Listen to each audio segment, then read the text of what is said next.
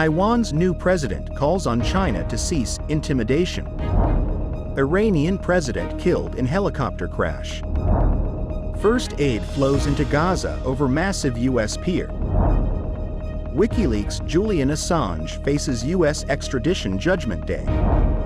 China pledges $42 billion to support struggling property sector. Comet Fragment explodes in dark skies over Spain and Portugal.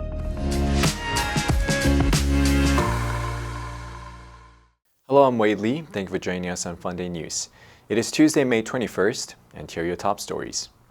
Taiwan's president Lai Ching-te urged China on Monday to cease its political and military threats against the self-governing island, as his inauguration extended the rule of the party that Beijing views with suspicion. Though Lai, the former vice president, is expected to continue the policies of his predecessor Tsai Ing-wen largely, he is viewed as a separatist and a troublemaker by Beijing, which claimed democratic Taiwan as its territory. China has not ruled out using force in unifying with the island and warned during its election in January that voters were choosing between war and peace. Lai, also known by his English name, William, was sworn in at the presidential office building in central Taipei. In a nearby plaza, crowds gathered for a show of marching bands and performers and to hear Lai's inauguration speech.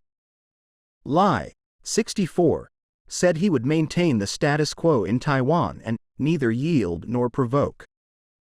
A bipartisan delegation of former senior U.S. officials has traveled to Taiwan for the inauguration, including former Deputy Secretary of State Richard Armitage. A senior Biden administration official told reporters last week that was in line with past practice. The status of Taiwan is among the most sensitive issues in relations between the U.S. and China, the world's two biggest economies. Lai rejects China's sovereignty claims, saying only the island's 23 million people can decide its future. State media reported on Monday that Iranian President Ibrahim Raisi has been confirmed dead in a helicopter crash, with no signs of life found in the wreckage of the crash that occurred the day before.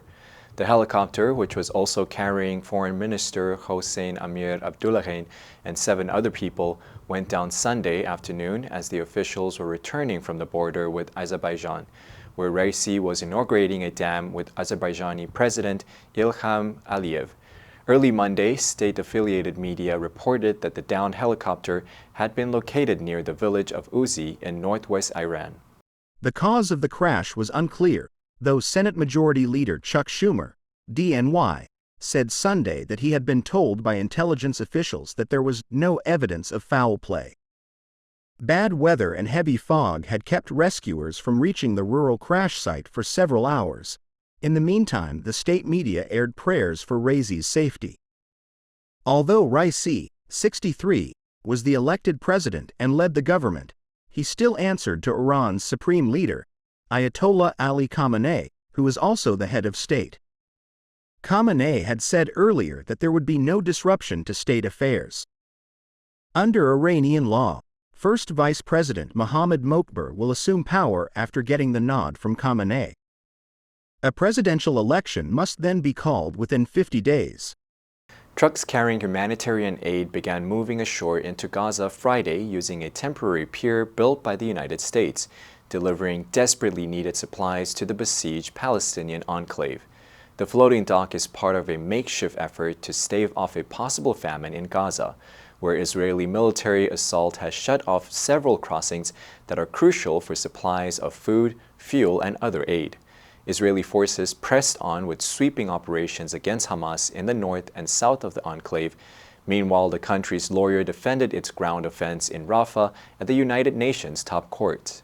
The U.S. Central Command said in a post on X, a day after the military finished installing the pier, that the aid trucks began moving into Gaza at around 9 a.m. local time, 2 a.m. Eastern Time. CENTCOM said, no U.S. troops went ashore in Gaza.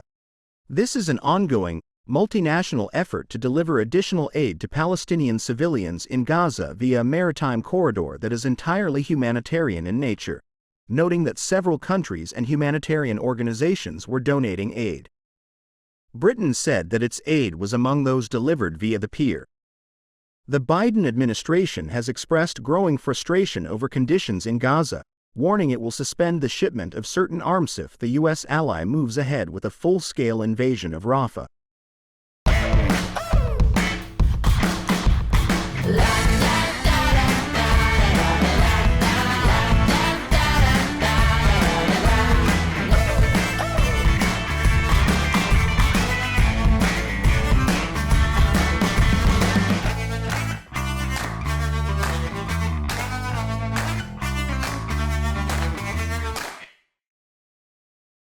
WikiLeaks founder Julian Assange was given permission on Monday to appeal against extradition to the United States after arguing at London's High Court that he might not be able to rely on his right to free speech in a U.S. court. Australian-born Assange, 52, is wanted in the U.S. on 18 charges, nearly all under the Espionage Act, relating to WikiLeaks' mass release of secret U.S. documents, the largest security breaches of their kind in the U.S. military history. The High Courts had in March granted him provisional permission to appeal on grounds that he might be discriminated against as a foreign national, but invited the U.S. to submit assurances.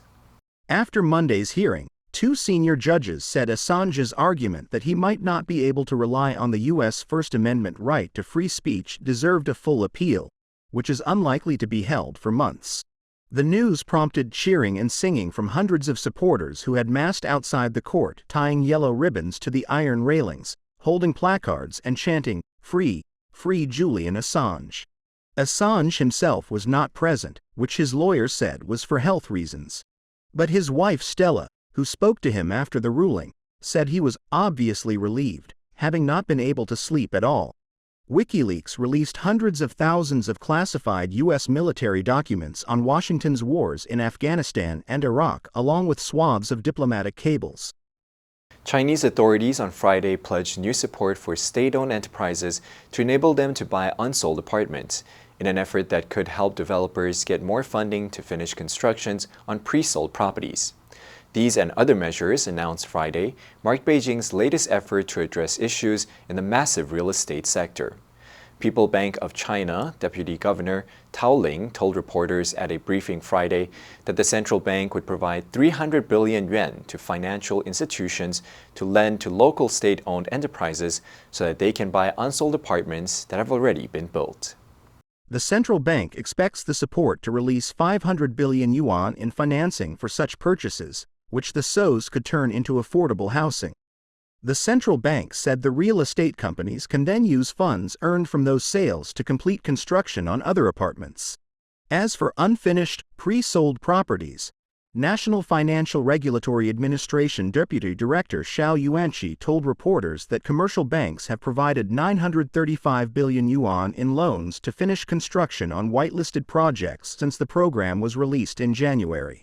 On Friday, the People's Bank of China removed a floor on mortgage interest rates and lowered the minimum down payment ratio for first- and second-time homebuyers.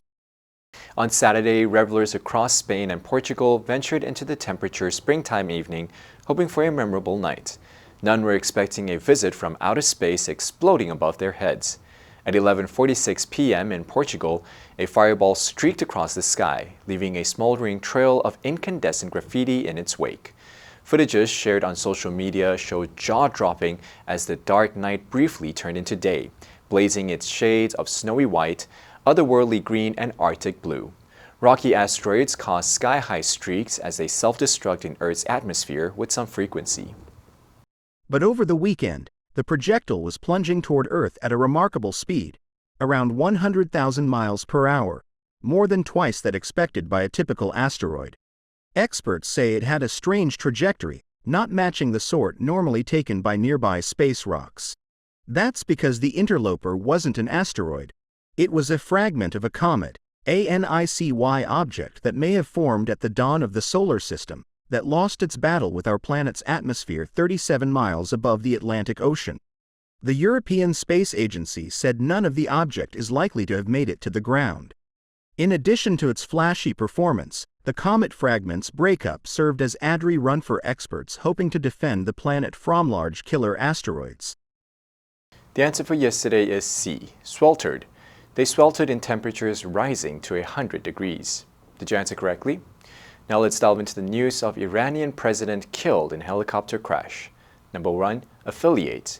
使隶属,使并入.